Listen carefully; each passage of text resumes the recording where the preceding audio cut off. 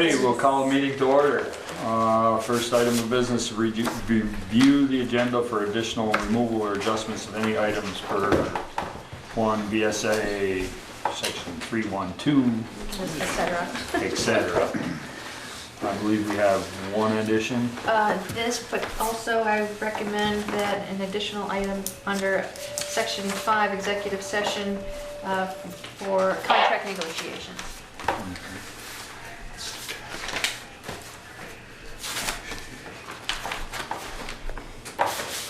And where do we want to put that letter? Other business?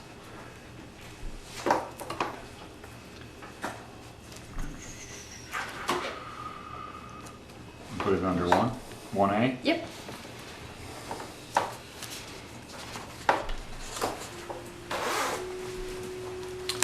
Alrighty. Visitors appointments. Alan, come on down. Okay, so Slide right up front here. Right up front, too. I can do it from there, but Yeah, I know you can. we'll do it any old way. So Pete asked me to come down and kind of do an overview of the fountain. Like anything, it kind of needs some repair after a few years of use. And so the stucco on the fountain is chipped and coming off, and so On the concrete or? on the concrete. I guess I don't really, I've got conflicting stories as to why it ever got stuccoed to begin with. I was told that they poured a new base and new walls like 30 years ago, and whoever poured it at the time said that they were afraid the concrete was going to absorb moisture and leak, so they stuccoed the thing. So I don't know, given that, it's stuccoed. But the inside, the floor of the fountain is good. But the walls coming up on the inside are good. The top of the fountain, the stucco's all, I don't know, 20% is probably fallen off, gone. And then down the sides, and I think that's because the sidewalk that's around it kind of heaves with the frost and pushes up on the stucco, and it's popped that off on the bottom. So anyhow, to make it look pretty again, and that's what Pete and I were talking about, was trying to make it look pretty. That stucco needs to go away, and so chip that stucco off, the top of the wall and the outside. The inside is in real good shape. It's just not chipped anywhere, so I don't know. Maybe a professional would say, yeah, you should take that off as well. But to me, it looks good. So that's one thing that I think needs to happen. Then every other year, I guess they've been painting the floor of the fountain just because paint won't stay on it. It was painted this spring, more than half of it's gone. So talking to different people, there's an epoxy type paint that can go on that. You put a binder on, then you put the epoxy paint on, and it's similar, I believe, to what they use in swimming pools. Lasts 8 to 10 years. How expensive it is, I have no idea. But to do that application, you need to get rid of every bit of paint that's there, so it needs to be sandblasted. Everybody tells me you've got to sandblast it to get rid of that. And I said, you know, I'd be willing to sandblast it, but that sandblast sand, as you know, is going to just end up everywhere. And then you're going to have a mess in the park. And so you really need to sandblast it with a vacuum system, I think, or at least put a tent over it to contain the sand to within the concrete part of it, and then vacuum it up or do something afterwards. What about the silica sand like they use in the cemetery? So they don't have to. And so that silica sand, is that something that's still going to be a mess on the grass? It's gonna be white. Yep. And it As just- opposed to black. As opposed to black, and it just kind of. But then you can use corn cob, walnut, shucks. There's all kinds of stuff they use to blast with. whether that stuff will work and get into the pores. I mean, you think of walnut shells as being big, but they've got to be ground up small, so it would get in the pores of the concrete. Because you have to get every bit of paint off from that so that binder for the epoxy will stick to it. So anyhow, so that's sandblast it, and then paint it with a proper paint. Sandblast and repaint the metal structure that's in the center. And I'm not sure if that really needs painting. It could be that it just a good pressure wash and it'll clean it up. But my fear is that when you do that, you're gonna it's been painted before. You're gonna start peeling paint off, and you're gonna have different shades. So I have a feeling that it probably is just gonna need to be blasted and then that whole thing repainted. Then Would it come off to do that, or would you do it on there? you could take that off. That you can take off and take somewhere and blast it. Yeah, you could take that off and do it somewhere else. That doesn't have to be done there.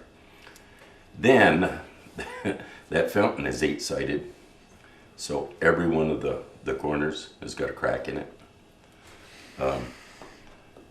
So talking to some people that are in the know of that, it needs to chip into those corners a little bit so you can get some sealer in there and smooth it back up to make it look nice. And so you gotta do a little chipping in there and get rid of that and clean those corners up, the inside corners. So anyhow, that's kind of where that is. I've talked to some people that do sandblasting with vacuum. Actually, a guy's coming tomorrow to look at it and see what he thinks it'll cost to do it. So I don't have any prices on anything. And then the other option is to just go ahead and chip that stucco off and get rid of that whole mess. And I'm willing to do that. I mean, that's just a labor thing. Beating with a hammer and a chisel and sore knuckles. So get that stucco off from that and then repaint that and then clean the bottom up the best you can and repaint it like we have been over the years. That's a cheap way out of it. It's not the pretty way, but it's a cheap way. And then Might be the cheap way to the next budget. then Pete was saying something about some thing that's happening next summer. I'm not Yeah, aware. the Historic Preservation is hosting their annual conference in Bristol. And one of the areas they want to look at is the park. That's what, because So we thought so. it would be nice to have it prettied up Yes. before that happened. Yeah. And I mean, the paint that they put on the bottom this year didn't last 2 months. No, oh no. In 2 or 3 weeks, it was starting to flake off, and then it gets in the pump, plugs the pump up, and then you go down there and Better than just a mug. you know go down and unplug the pump, and so that's kind of what I've seen, and you know, and I just got into this because Treese was looking for a volunteer, and I raised my hand at the wrong time. And may I And say we for the appreciate it. yeah, may I say for the crowd and Yeah. the TV camera, Alan has kept the fountain cleaned and really nice looking. And I used to do that years ago, and a lot of us have done that. And Alan's done that out of the goodness of his heart all year, no check, no money. And I want to thank you for that, Alan. First of all, and I think you ought to through Valerie is. We get that estimate tomorrow and see what it would cost to sandblast. And I know you've said you've talked to Tom Buska, the pool world. I've talked to Tom painting, about what a paint would use. that was the paint, but this other company is Protective Coatings from Brandon. They sandblast paint, and when I talked to the guy, I told him that it's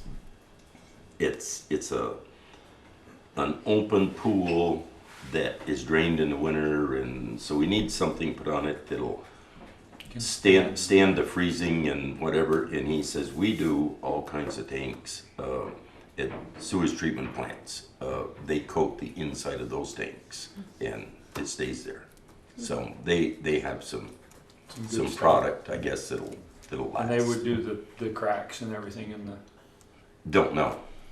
That I'd find out tomorrow. So he's supposed to call me in the morning, give me a time, and I'm just going to meet with him and see what's. I think that's the best route, and then we can figure out Yeah, where we can get the money from. Yeah, I talked to Bill Bouvier, who has done maintenance at Pool World for what, 40 plus years, and he used to do that, but Pool World gets this Vermont Protective Coatings to do all their pools now. And so that's what he recommended, and he said if it stays warm like it is, they could do it this fall. The issue is going to be the leaves. Getting into the paint or epoxy before it fully dries. He said you'd have to cover it, and then you can't really totally cover it because you'll die. And so it's an issue, and just trying to do while Alan was away this past week, trying to stay ahead of the leaves was you Quite can't a be chore, done. yeah.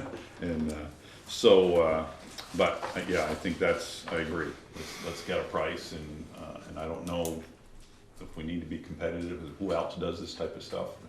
I mean, if there's somebody else that local that does it, Yeah. if we've got to reach way out, Yeah. and it's, by the time you get travel time and everything in there, it's not gonna be Yeah. feasible. Yeah, so anyhow, that's gonna do it. Okay. So we should plan on this being on the next meeting agenda for decision? Well, more information, yes. Yeah. Yeah, At least how much it's gonna cost to.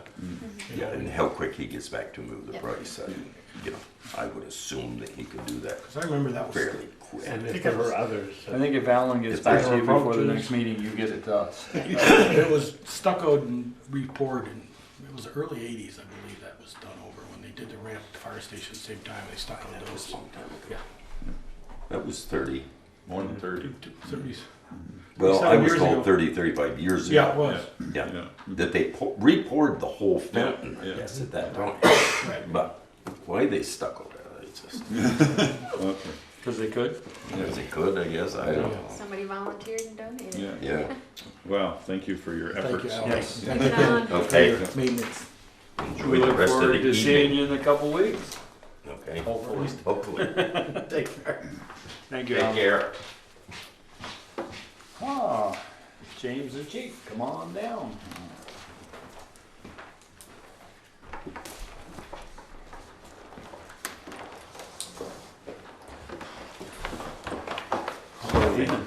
In my interim role, I sat in on the interview with the officers of the fire department and James, and just have to say I was quite impressed. Yeah.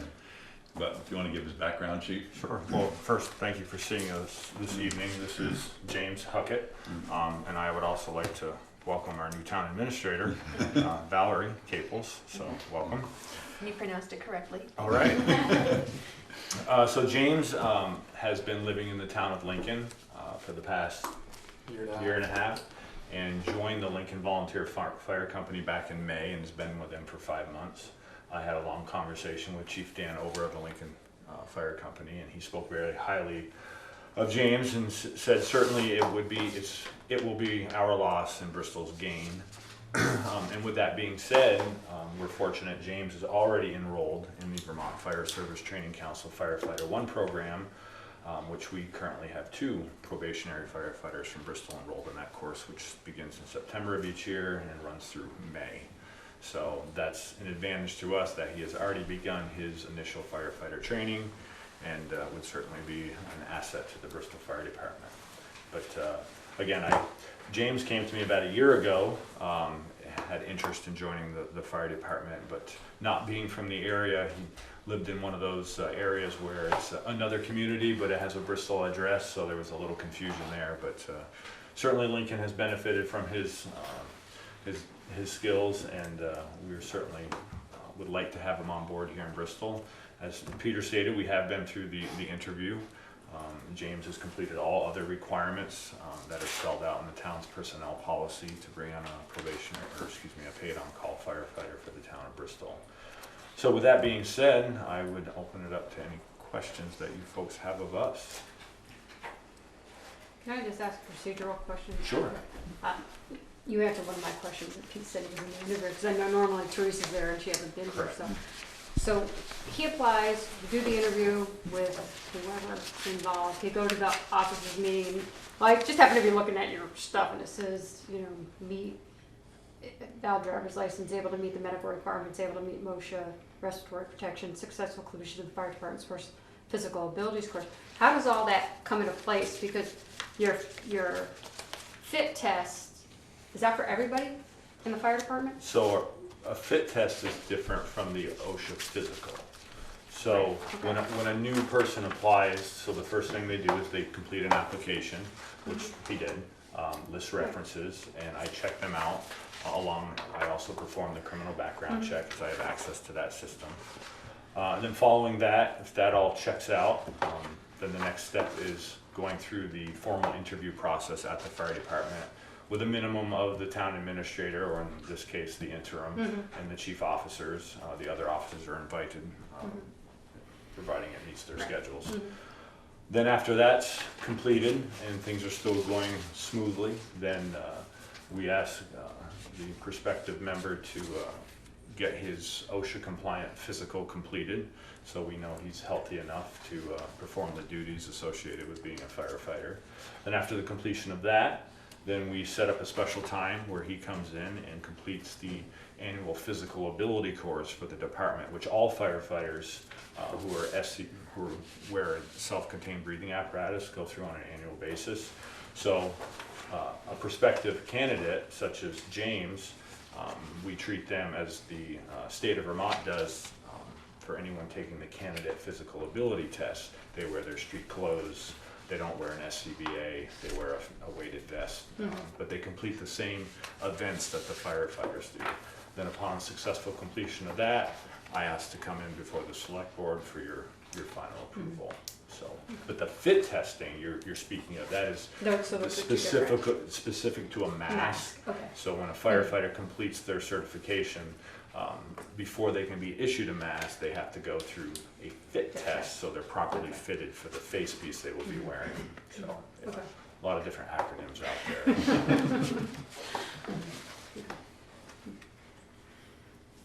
I entertain a motion if we don't have any more questions. I'll make the motion, I know he can't because he was part of the interview, so I'll make the motion. Any further discussion? Hearing none, all those in favor signify by saying aye. Aye. Opposed, nay. Motion carried. Welcome aboard, James. Well, if I may, this seems like the appropriate time with our new process, because the last several members we brought in through this way, once this is, you officially make them paid on-call firefighters for the town of Bristol, out in the lobby here, they sign the NH Munsell book, but it seems to me that it would be more appropriate to sign it in front of the select board, in front of our guests, and on camera, so everyone can witness that. Would that be acceptable to you folks? I don't see why not. So what this book is here, that's titled NH Munsell Hose, Hook and Ladder Company, which is the fire department's founding name. Every individual who's joined the Bristol Fire Department since 1894 has signed this book. So James Huckett will be the 323rd member to sign this book. It's quite fascinating to put your signature in the same book as someone from, well more than 100 years ago. It is. The handwriting is very different. So, but anyway, the corporation was formed according to this book on August 16th, 1894, and the first members began signing that in October of that year. So I pulled out the sleeve to speed up this process. But this is the original book, and the original book, which these pages come out of, the seams were in very rough condition, so the corporation funded to have it put in. Bounded. Like it bounded, yes. Kind of like the vault. Land records. Land records are. But, That sits in the fireproof safe at the so if first. I could just ask you to add your number, 323, and your name and today's date, which is 10/9/17. May 5th, 1984. Awesome. What number? So you are forever ingrained in history. So congratulations, James, and welcome aboard. Guys, I appreciate your time. Congratulations.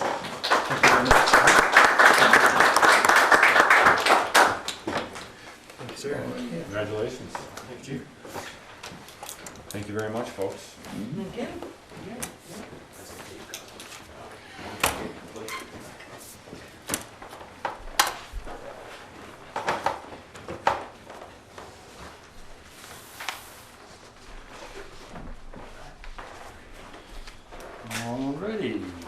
Andrew Graham regarding appointment as a part-time police officer.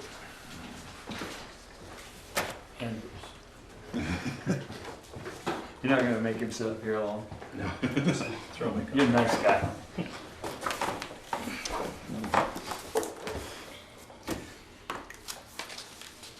I did, Valerie sat in on this one. Okay. So what's the protocol? We wanna know.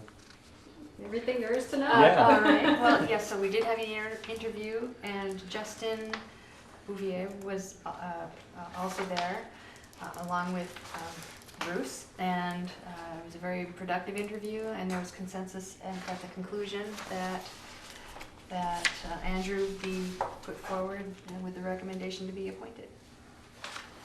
He is a level 3 full-time certified police officer for the state of Vermont. He can give you a brief history on where he's worked if you'd like. Actually, I have it right here. Yeah, Yeah. here, yeah. We got a question. And I've heard rave reviews from my daughter. Are you still the SRO at the high school? Hey, so I'm the safety and wellness Yeah, coordinator. yeah.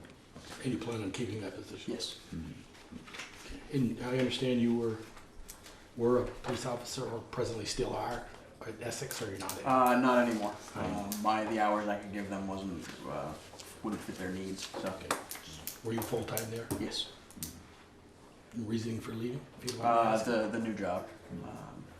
This just fit my schedule a little bit better.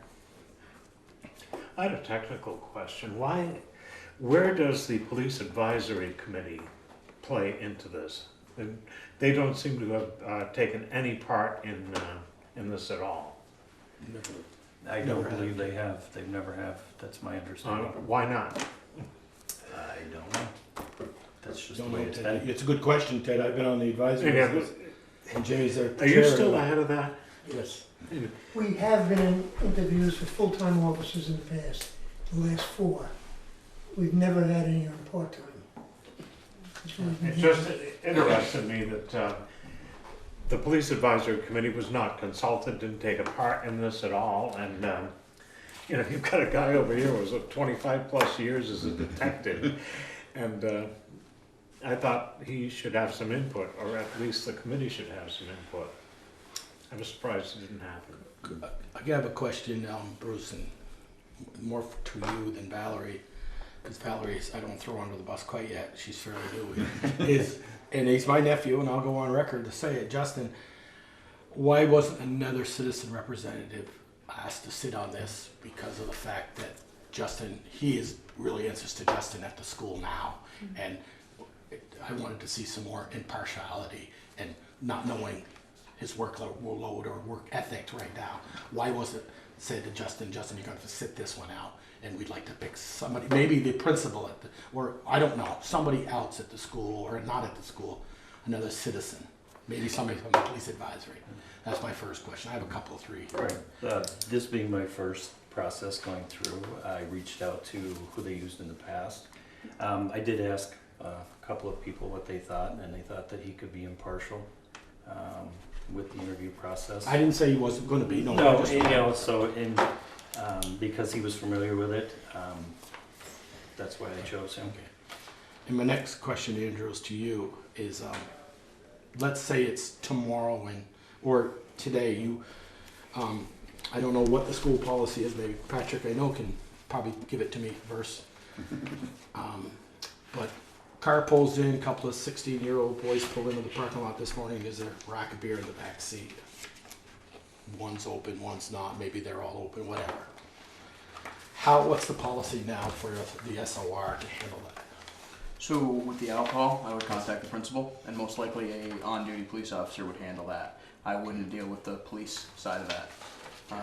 I would be filling my role as the safety and wellness coordinator. So if a law was broken, whether it's major or minor, at the school, do the school have policy that, okay, that we take that under advisement and we don't call the police, or we do? I don't know.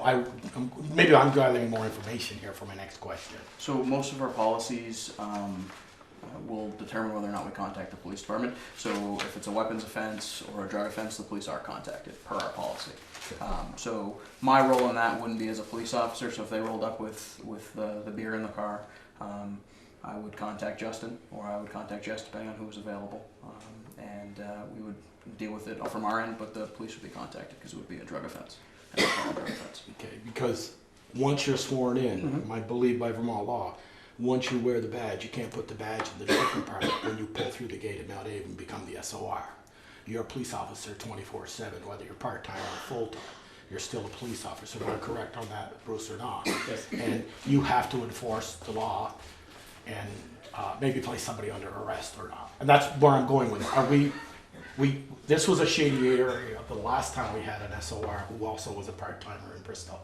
I just want to make sure we don't repeat it if it's a shady area. An off-duty police officer does not have to take an arrest action. They can be a witness. So if he's working at the school, in his capacity, he would conduct himself as he's at the school. Okay. I think what Joel's driving at is if he sees something illegal, it's his responsibility to report it.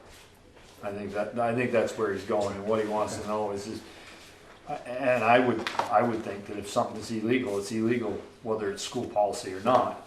Illegal is illegal. So my thought in moving on that was, it's not Jessica's or Justin's position to say we're either going to call the police or not. They aren't the state's attorney. If it's illegal, that's the state's attorney's job to bring charges or not to bring charges. I mean, you've all the police officers said brought up counts and then saying this attorney's going, Bruce, no, we're kicking it right to the curb. And I just don't want to make sure we're not in a gray area where our part-time police officer witnessed something. Maybe that in the back seat, and then later on something happened going down over the hill. I remember in Vigennes a number of years ago where a bunch of kids got killed coming home from vocational center. Wasn't nobody no SOR or anything, but still, I wouldn't want that to happen and say your part-time police officer didn't handle that correctly, Bristol, and we are also going to name you in the lawsuit. I just want to make sure we're covered. We're not being singled out or something. I don't want to get in the same as we were the last SOR they had over there. He also was a part-timer here. I just want to make sure we're not, I don't want to get us or you in trouble with the school. So that's all. That's why I asked that question. Okay. All right. Thank you for at least putting it that way to me, that anything drug or alcohol would be, police would be called. And I didn't realize a police officer, even though part-time, can be a witness and say, Yes. I witnessed this, and place the arrest. Okay. See all the questions I had, Pete. anybody else? Then I would entertain a motion to. So moved. But- Question? I was wondering about background checks. That was all done, is that Yes. correct? Correct. Who did that? Josh did that. Andrew, are you friends with Josh? Do you know Josh before you took the job? Yes, I knew him for probably 2 or 3 months beforehand, and I might have talked to him a couple times beforehand. So I know him, yes. Okay, thank you. I'll second. I'll make the motion. Appoint Andrew as a part-time police officer. And I'll second it. Any further discussion? Hearing none, all those in favor signify. I'd like to see the police advisory committee more involved in this sort of thing. I agree, in the future. Yeah. Mhm. I agree with That's a that. policy change. Yeah. I mean, it's a, So you'd like to see him involved in all hires? I think we should talk about what we want Okay. in that. Don't make that decision now, let's talk about it. Okay, talk about it, yeah. there's a lot of talent there, and we ought to be using it. Okay? All right, hearing no further discussion, all those in favor signify by saying aye. Aye. Those opposed, nay. I'm going to abstain. Motion carried. Welcome aboard. At some Did you point, bring that? we have a Bristol with police oath. Previously, the oath was done after completion of the FTO, which is the field training operations. Yeah. But it's my understanding that to be a police officer, you need to be sworn in when you're hired. Done some research on that, and every other agency, plus and the agencies I previously worked for, that's the way it was done. So we should. I mean, I don't have a problem with you swearing him in now, and then once he's finished his field training, I mean, the only thing it means is he can't go out by himself. Correct. And we have a policy on field training that says that. Yes, we do. So he's an officer now, so swear at him. Previously, you have signed these, so. Okay. Do you want to do the same? I know the previous time, Chief Gibbs swore him in, and you both signed. Okay. He signed as a notary, you signed as the select board chair. Does that work for you? It works for me. Raise your right hand, repeat after me.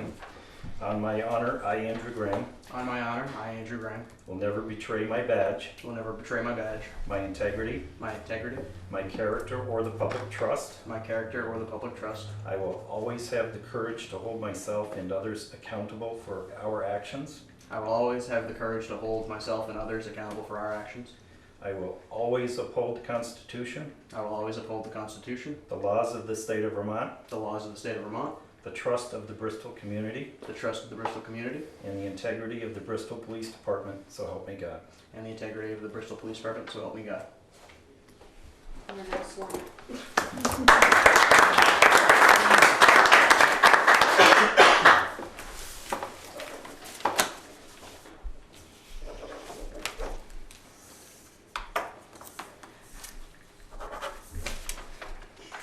That signature.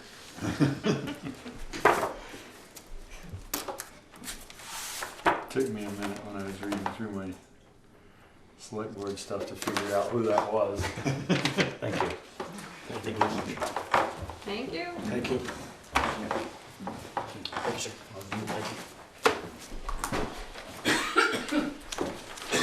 I haven't called you yet. Come on up. Just getting ready. Stretching.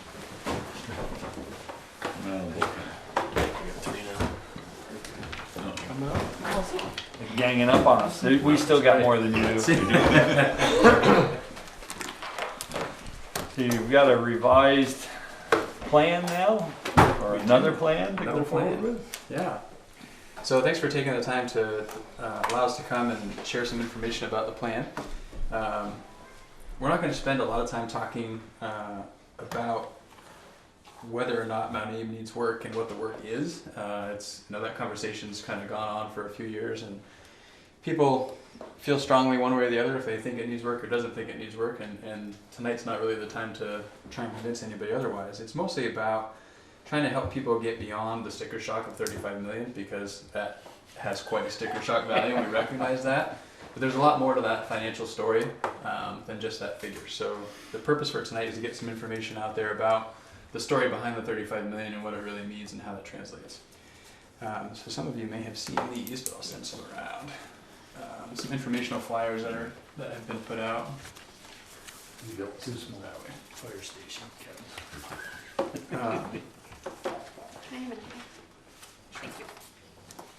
So I guess the first place that I want to start is understanding a little bit more about what's behind that 35 million. So that is a lot of money.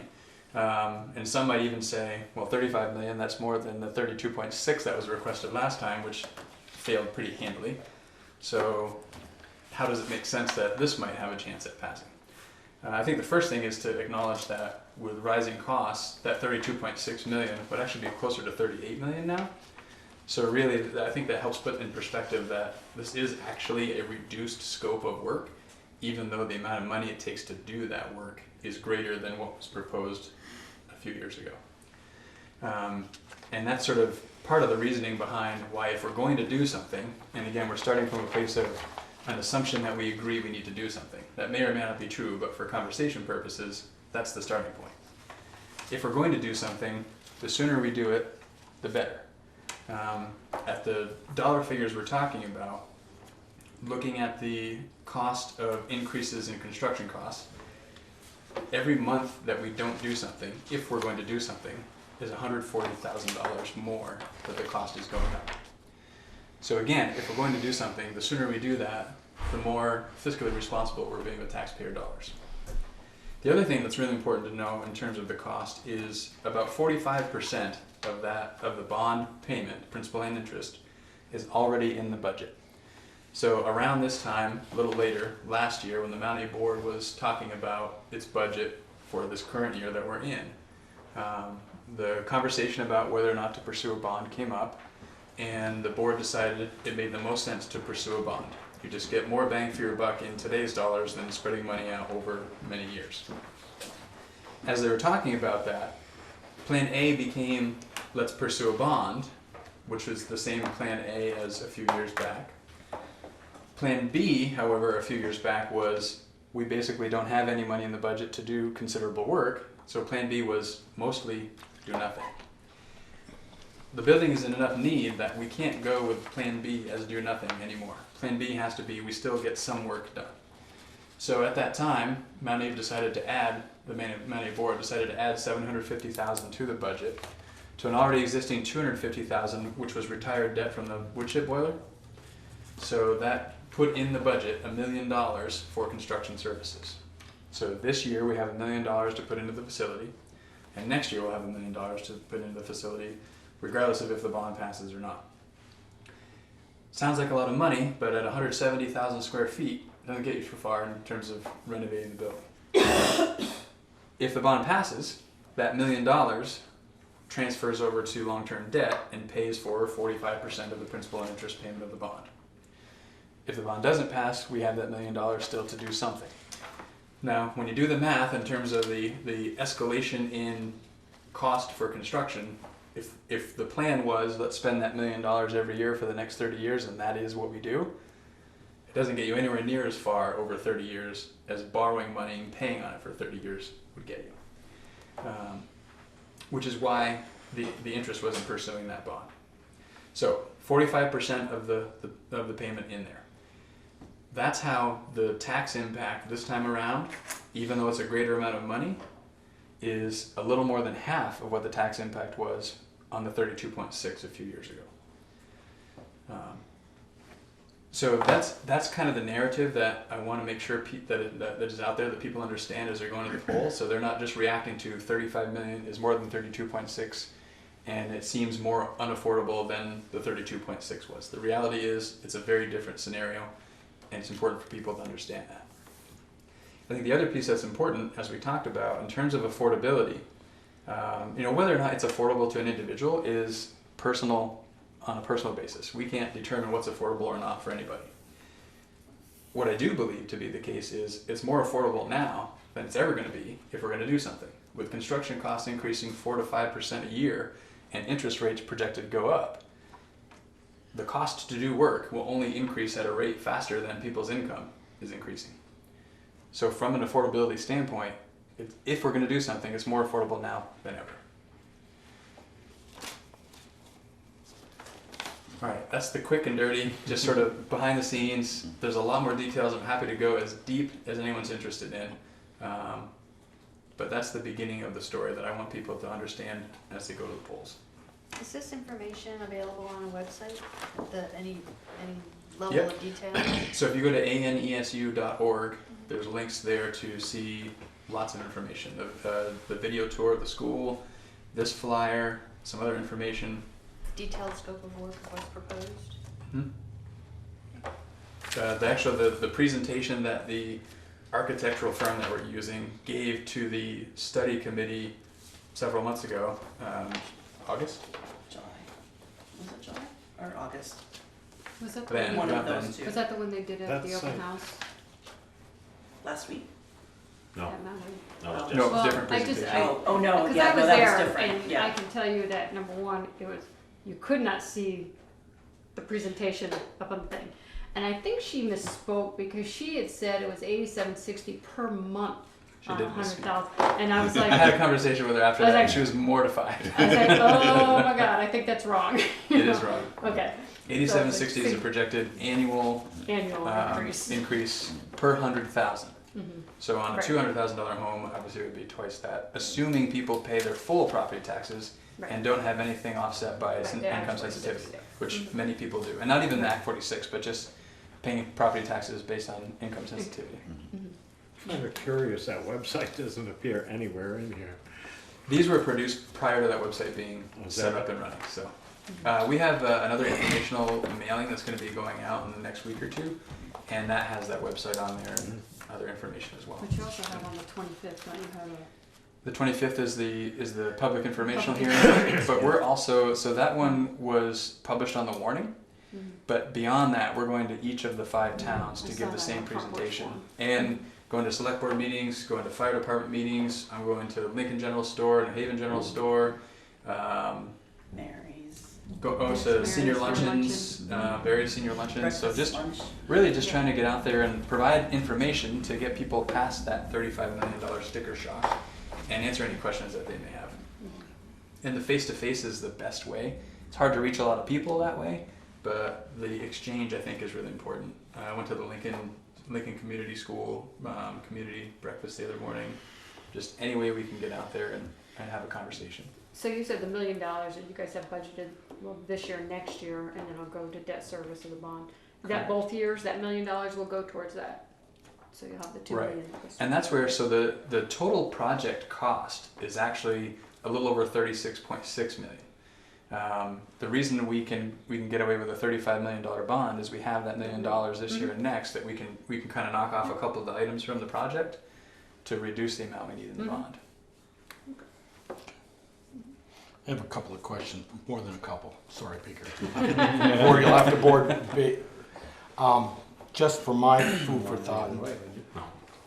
And comment down there. Huh? Comment down there. I said you wouldn't want it, we wouldn't want it any other way. Well, first of all, I was asked to get on the committee, and I just said I'm too busy to do it. I think you had a great committee, and this and that. I think the committee's first goal was probably the very first words were, we knew 25 didn't fly, or was it 32? 32.6. Didn't fly. We need to get under it. All right. That didn't happen. My question is, one, there's about $1.4 million in the first year in interest alone, right? My banker tells me $1 million on 4% is 40,000. Right. So And we'll be a times little 30 under 4%, so it'll be a little So under that, yeah. it's about $1.4 million the first set of interest on the first payment. Be a little less than that, but yeah. And the second question is, was there any, now, is this gonna be paid evenly, 5 towns, or by student population? So, I mean, when I see in the paper, it said $170 odd per, or $153 per 100,000, did I see that? The 153 was that was the 3 years 32. ago. 3 years ago. Because Now it's 87. last time I 60. looked, Bristol had about, what, 44% of the student population at Mount Abe. So So- is that, if I do that math, Bristol will be responsible for about, I have it written down here somewhere, about 16 million of this project. See, I think it'll work a little differently because that cost will be embedded in the Mount Abe budget. The Mount Abe budget produces a tax rate that is added then to the tax rate for each town, and that's what produces how much each town pays. So the impact will be the same on each town's tax rate. Okay, So if you have a $200,000 home in Bristol and you pay full property taxes on that, you're not paying any more than a person who has a $200,000 home in Lincoln who pays full property. Because of now Act 60, it's all divided by, it's all one budget. Not like it when I was on the board. If Bristol had 44% of the student population at Mount Abe and a $10 million budget, then $4,400,000 of that $10 million budget was Bristol's share. Right. So That won't be happening. in particular, as we're looking, the reality being 2 years out is Right. the first bond principal and interest payment we'd be making. We will be a consolidated district at that point, and we'll have one budget with one tax rate for all the towns, and the only thing that will change that tax rate and what you actually pay for taxes is your CLA. Okay, all right. But I believe, Joel, Bristol will still pay that 44% of the total because there's more taxpayers in Bristol and there's more students there. So, but to Patrick's point, the tax rate for everybody in all 5 towns is going to be equal. Your individual and my individual taxes are going to go up the same amount as someone in Lincoln or New Haven or whatever. But because there are more taxpayers in Bristol. So they're not the dividing percent- For their Rest is school great. tax. Yeah. For the Right, so school. they're not dividing that 35 million by student population. Am I hearing that right or wrong? We won't need to, because we're just gonna have one budget. Yeah. So. Well, we always had one budget anyway. When you For had Mount Mount Eva, but now Mount still- Eva is gonna get rolled up into the district budget, Elementary schools. the Mount Abraham Unified School District budget. Okay. So there will be one There'll be an budget. educational budget for six plus the superintendent's office, but there's Right. also a bond payment. Will the bond payment be divided up by the student population? It's gonna be in that budget. The bond payment is a part of that one big budget. Okay, and then was there any thought about, and I commend you and the board for taking that $1 million and putting it there and not raising, because student population was dropping, you said we can level tax and still keep $1 million to do some of these maintenance things. I really commend you for that, Patrick. And was there any thought about taking some of these, and I look at just 3 of them, traffic flow improvements, athletic field upgrades, and outdoor eating, I just picked 3 off here, that's not hooked to the building, so to speak. I realize when you start tearing out a wall and the plumbing and you say, well, we're gonna wait and do the electrical later. You can't, I get that, part about renovating inside of a house, you gotta do it all. But was there any thought that take some of these and cherry pick them, and instead of, if one of these is $1 million, if there's $5 million of projects that's not hooked to the school, so to speak, and you could save, do one of them a year with that $1 million, and say, you know what, we wrote the check for that, it's done, paid for, no interest rate on that for 30 years. And you know, interest rate at $1 million and $40,000 the first year, that could go a long way if you could. I wonder if that was looked at where the architect would say, you know, we could find 4 or 5 projects that's not hooked to the school, that maybe we could do them in a 1 to 5 year plan, like the pool pumps and all of, I've been down there many times with Reg and Roy. Yeah, it needs to be closed for 6 months and completely gutted and all the piping and all that's gone. I get that. Could that be, you know what, we're gonna write a check, that was $1 million project, and never have to pay interest on that one payment. It's one payment, done with, we took that $1 million of maintenance. Was there any thought of that? Yeah, I think from a financial perspective, so one, if the bond passes, we don't have that $1 million anymore. We have the bond money. Because we won't have the $1 million plus the bond payment. Right. The $1 I million get goes that. toward that. So that would mean we take that $1 million, say over the next 5 years, and knock off what would effectively amount to probably $4 million worth of work that's in this project, because the cost is going to go up each year of those 5 years. So $5 million today doesn't get you $5 million worth of down work the in road. 5 years, I get that. And so what then happens is over the course of so one, the interest rate is lower than the rate of increase in construction costs. So you're saving the interest rate of say 4% to spend Construction costs 5% more on projects because construction costs are going up. So from a financial perspective, I that get doesn't that. necessarily gain you a whole lot. You know, we all know we And bought, that number, that $150 for 200,000 isn't gonna be right then, because you've gotta come up with that other $1 million. Well, and the other trick is, so assuming we did those things over the first 5 years, and then we went for a bond for the bigger stuff after that.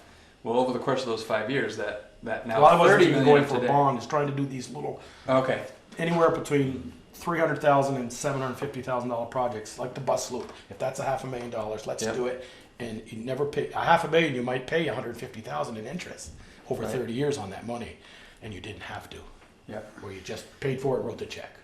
And the trick is with some of the pieces of the project, it would take, I mean, if we take the gym for example, so the gym is $5 million, which I think an important narrative around the gym too is, if this passes and we have this gym in there, that's used for swing space first. Probably the gym gets built first. You move classrooms into the gym. The classrooms that are then vacated get done, and so that saves some costs there. I think swing space in the last project was about $1 million, which is money that you pay to rent this temporary space that then goes away when the project is over. So that's $1 million that you have to spend that comes and goes. Apply that to a gym, and now that $5 million price tag Maybe feels a little bit less than $5 million. Right. I get that. But nevertheless, let's take that project of the gym, $5 million. The reality is, with $1 million a year, it would probably take 6 or 7 years saving up doing nothing else to have enough money to do that gym down the road, because that $5 million is growing as you're trying to save money for it, so it's kind of staying out a little ahead of you over time. And again, the amount you would pay more in cost waiting those 5 or 6 or 7 years is greater than probably what you would spend in interest over those same 5 or 6 or 7 years. So because construction costs are greater than interest rates for now, who knows where interest rates are going to go, but let's hope they stay that way. it doesn't make good financial sense to Okay, wait. I see your, yep. So if this passes, when do you guys think construction will start? So that's part of the trick. If this passes in November, the earliest construction can start is the summer of 2019. So not next summer, but the summer after. Reason being, with a project this size, there's an 11-month design phase. So if this passes in November, yeah, right. Yeah, there's a little bit of a debate what's going to get done first, but. So if this passes in November, have to wait the 30 days. Starting December, we can really get started. So now we're looking at next fall, maybe early winter before the design phase is done. Then we can put it out to bid, and then we can get the bids back, and then we can start construction. So that's why it takes that You don't time. want to start construction in January. Exactly. But the other piece is, so if we don't pass something by January, now we're looking at starting construction in summer 2020. So now we are subject to that same 4 or 5% increase in construction cost and whatever happens to the interest rate. A 0.5% increase in the interest rate equates to $2.75 million over the 30 years of the loan. So then you throw another $1.5 million or so and the 5% increase in construction costs. If we don't do something by January, the same project is going to cost $4 million more.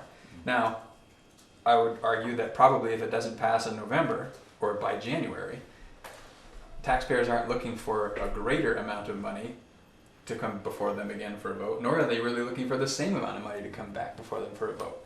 So if you've got to take money off of 35, and then you have these escalating costs, to actually get something lower in terms of what is put before voters, you're knocking off, I don't know, 5, 6, 7, 8, $9 million from the project. And getting a third of the list done. Exactly. Half of the list done, maybe. And from talking to the architects and the cost estimators at Engelberth, they're saying it's around $17 million just for infrastructure needs. Like you could put $17 million into the building, you wouldn't know that you did much. And I don't know that taxpayers want that either, to put that kind of money into a building and walk in and have it look pretty much the same as it did before we did that work. So for a You're bit talking more all the money, stuff under the wall, so to speak. yeah, under the wall. Well, yeah, Over the ceiling, under the cement, under the Bring it up wall. to code. Bring it up to code, Yeah. yes. Oh, right. Yep. I see, yeah, not the So- cosmetic stuff. And that's not a gym either, it's just Right. Code and deferred maintenance. deferred maintenance. So if this doesn't pass, is there any possibility of shrinking this list? Because, I mean, I don't know what some of it is, but it doesn't look critical. Mhm. Some of the items on here. So I can talk a little bit about how the list came to be. So the committee, surveyed community members and teachers and students and basically anybody that could get to fill out a survey and got a decent response. From that survey and building from the work that was done a few years ago, which there was extensive surveying and work done then,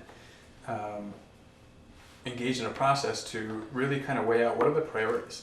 So as you said earlier, Joel, absolutely, yes, the direction to the architect was, all right, we need to do as many of these priorities as we can hit for the very least amount of money we can do this for.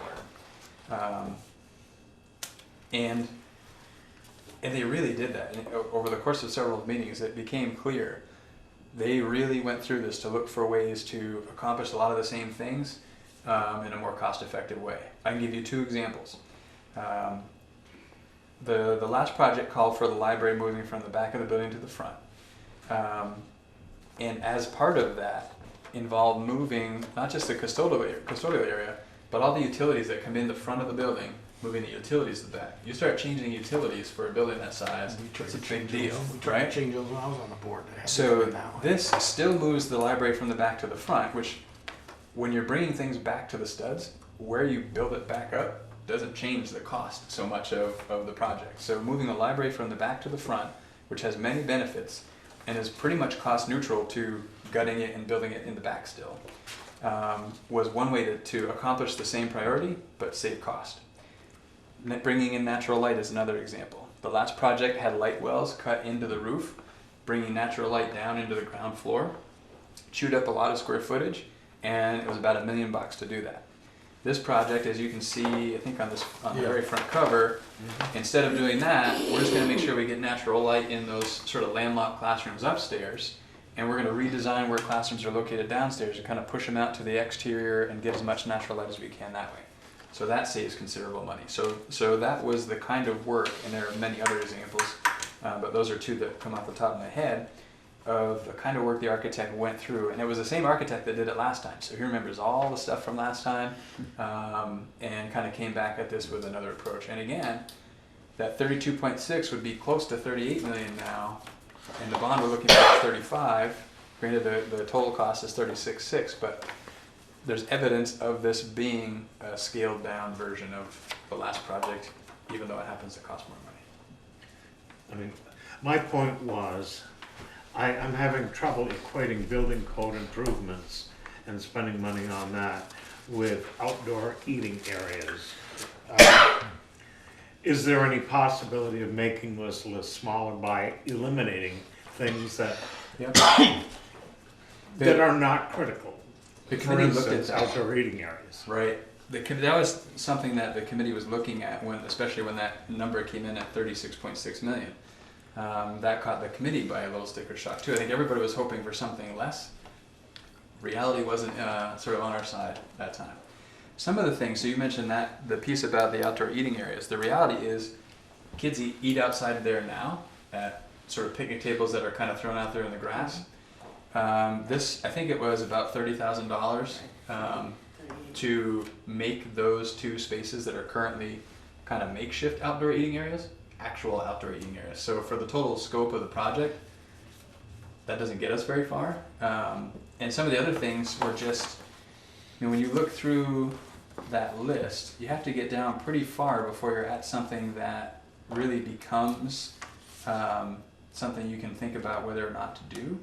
And some of those things don't amount to a whole lot of money that you'd end up saving.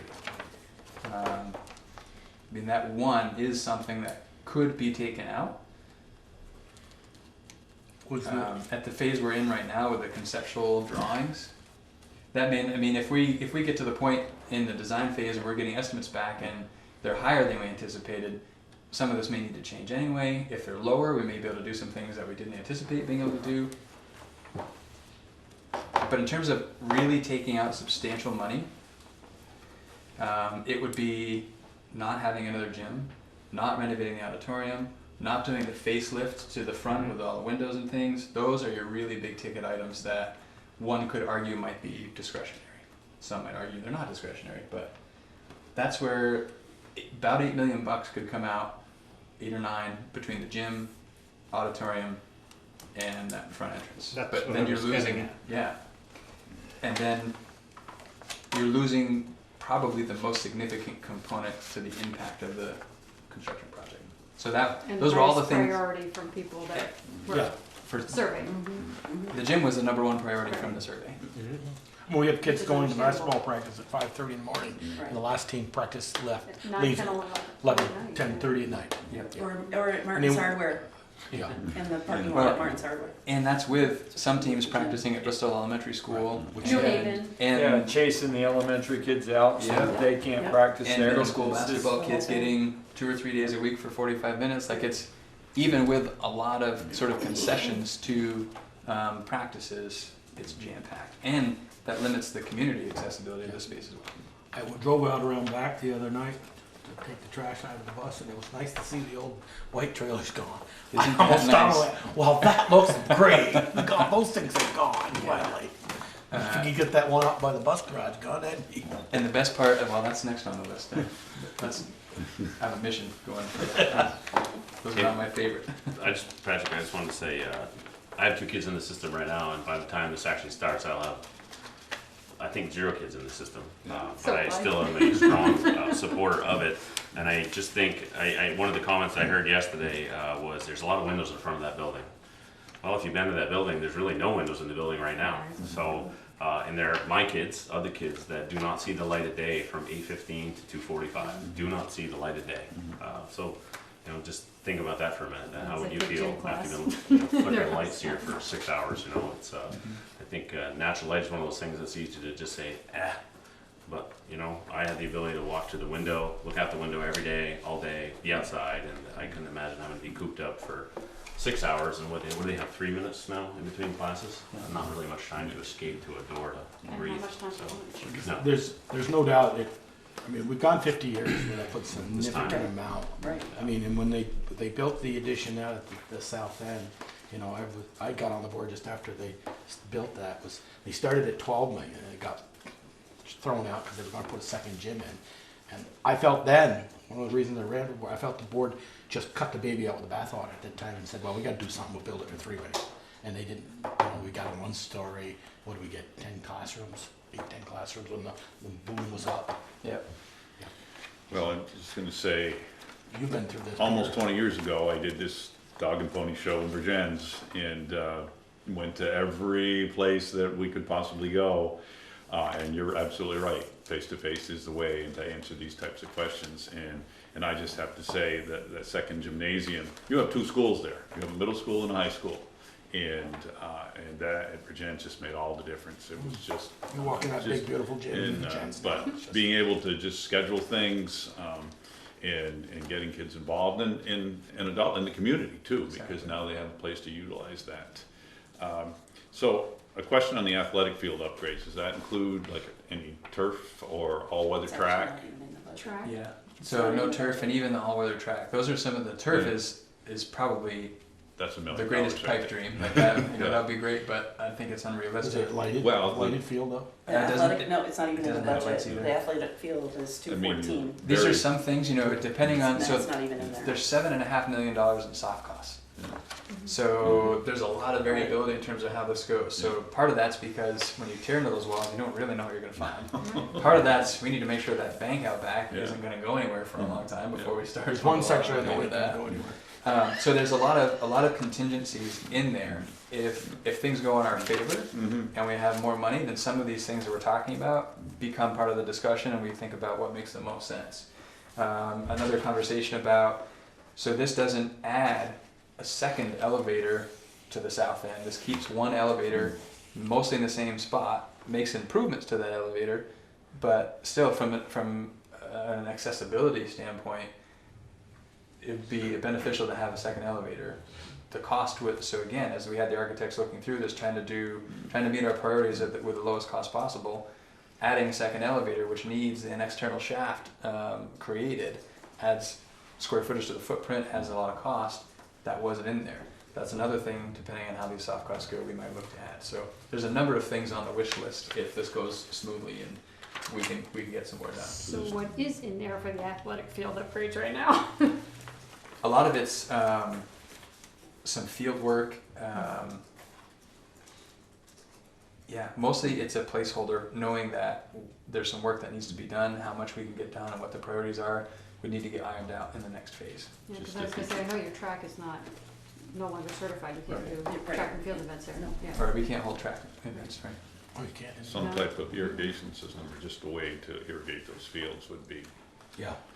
because we're very fortunate here, because they dry out quickly, too Yeah. quickly at some point. I mean, right now, I'm guessing they're probably pretty bad, maybe after today, not so much. And I forget the amount of money specifically that's earmarked for athletic fields, but sadly, Yeah. it goes pretty quickly when you Right. start Oh, yeah. Yeah. looking at making some And- upgrades. Back to Joel's point, from experience, don't put it off. We did that at Virgins. Well, we won't pave that parking lot, and And then you had it to keep was, adding it it in. was very Going difficult to back get and it asking for done. more bonds. Yeah, yeah. Well, and that's the Yeah. piece, and part of what Yeah. we were attempting to do with this pamphlet is tell a little bit of the story going back 50 years ago to when Yeah. money was built. Yeah, And the one regret the superintendent at the time had after that whole process, and it was very similar because they went through the process of creating unified high schools, similar to us through Act 46 and unifying districts. And then they were going through the process of bonding to build Mount Abe, and now we're going through the process of bonding to renovate Mount Abe. So a lot of parallels. And the one regret from all of that the superintendent at the time had was that we waited so long to take action on building the building because it cost so much more by the time we decided to do it. And I feel the Your responsibility. soft costs are more than it costs to build it. I know, 3 times what it, Yeah. what it was to build it in the beginning. But I feel the responsibility as superintendent, but also as a taxpayer, to be fiscally responsible with taxpayer dollars. And waiting is the least responsible thing if we're going to do something. If the community says we don't need to do anything to that building for another 50 years, fine, then we're not spending any more money. But if we agree we need to do something, the longer we wait, the less fiscally responsible we're being. And we are looking at another 50 years. Yeah. The bones of the building are good, but Allison, just trying to keep it going for another 50. And you'd said about deferred maintenance, and that was sometimes, there's a difference between preferred maintenance, and I'll say this up front in full disclosure, yes, my two brother-in-laws were head of maintenance, and one of them is still there for a number of years. People would walk into a basketball game, and the place was always clean and spotless, as much as they could get it, you know? They did an And it amazing really, job. you know, and then every spring or in the summer, they'd strip the floors, and when the kids come in September or up late August, the place looked good. And maybe that was, I won't say, that was a good thing, but everyone would say, well, the place looks great, you know, the place looks great. Well, it was behind the walls that they can't see, that they can't clean. And we saw that in the gymnasium floor when it bubbled right up in the rotted pipes. And there's more rotted pipes over there. They're going to show their ugly head. Pretty And sure wiring. the pipes in the gym floor aren't the newest. I think they're all pretty much the same age. They're all Does- the Does same have age. me wondering what's next. Yeah. Yes, exactly. So, yeah. Yeah, you say, if they don't pass, we'll do this for another 50 years, but we're going to pay in the next 50 years because we're going to have the gym issues somewhere else and Right. those Right. types of things. Yeah, I can't see, if it doesn't pass, I can't see not coming back at some later date for another bond vote. And I would wait 3 years. Can't wait 3 years. No. Wasn't it 3 years ago? Mhm. Or 2 at least? Yep, no, 3, November 2014. 3 years, and in those 3 years' time, that same project is now $5 million more. Yeah. Right. Forget it, and whatever has happened to the interest rate since then, I don't know, but just the construction costs. Going down, I'll tell you that much. Probably not.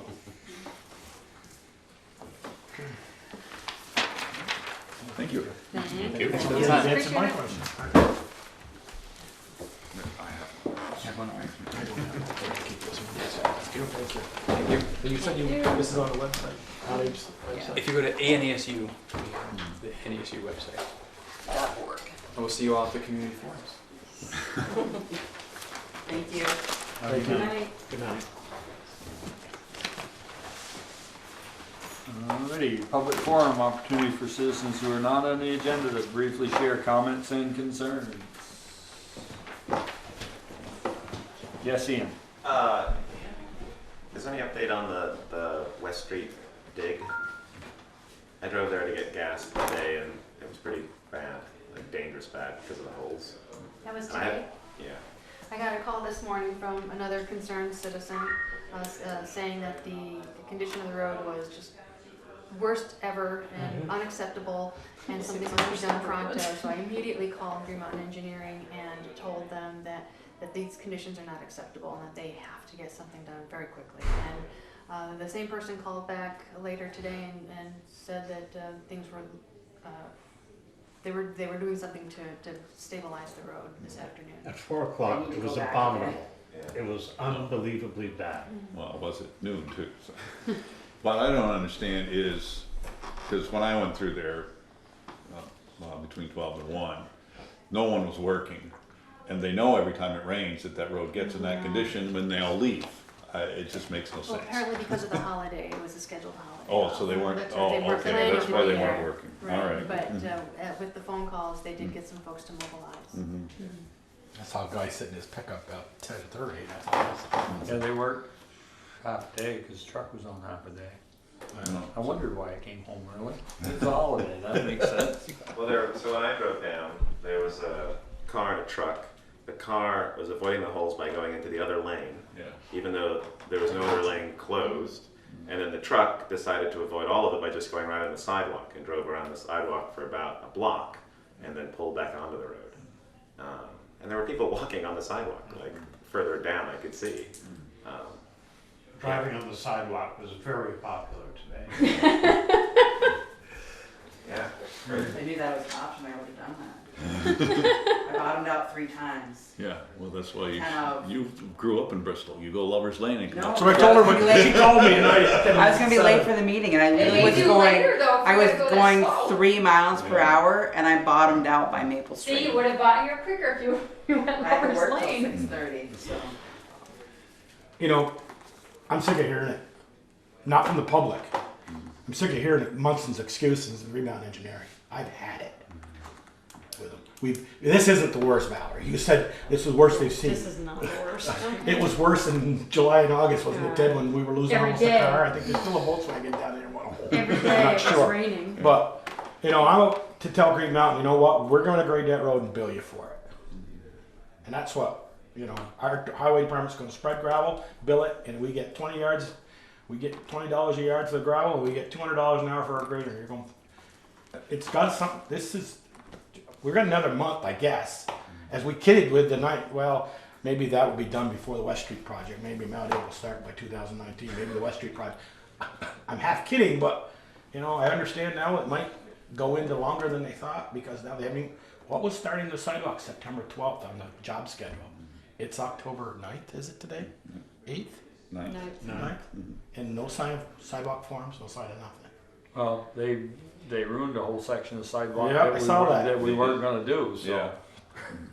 Hope that's on their dime.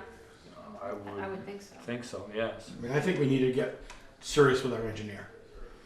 And Well, I know he's he's frustrated with it very, too. very frustrated, and I don't believe he'll ever recommend Munson again, nor would I accept them if they bid on anything here after this fiasco. But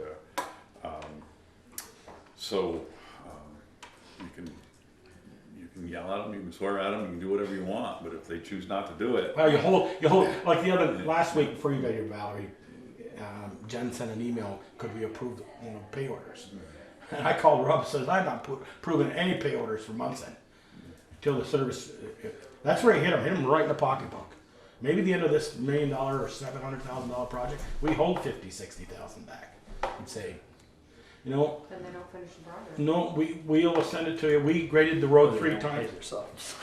We graded the road 3 times, and the bill was $3,000, and you got a check for $57,000 instead of $60,000. Something's got to be done. They've been blowing us off, and I understand the foreman, not the road foreman, excuse me, the foreman from them told got a young engineer for Green Mountain, told him to go F himself about the first day, and he's been scared of him ever since. The old foreman down there from Munson. That's just hearsay. I hear that, but heard it from pretty good source. And I'm sick of hearing the excuses from Munson and Green Mountain. I really am. So It's been since July. The voters have put up with this long enough. does the And the select police board department's put up with it long enough. They've had to go down in the middle of the night and get traffic or this or that.